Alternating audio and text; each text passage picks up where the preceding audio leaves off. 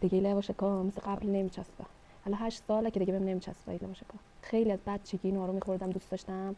بعد یه بار اولی ازدواجم بود، شوهرم گفتش که بریم خونه خالم، گفتش که نباید بیای بریم و همه هستن و فلان و رفت. خیلی شلوغ بود، خجالت میکشتم برم تو جمعشون و اینا. خالش اومد که خونش بودیم، گفت چرا نمیای فلان چی این حرفا. گفتم که آره نمیخواستم بگم حالا خجالت میکشم، چون اصولا من آدم خجالتی نبودم. بعد حالا طبق غریزه شدم لحظه خجالت میکشه.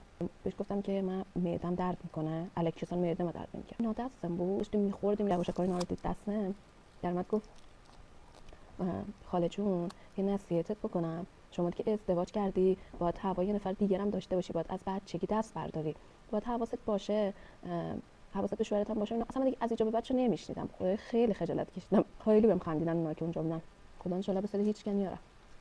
خیلی خجالت کشیدم، هنوز دارم بخورم خجالت میکشم از روز خودم.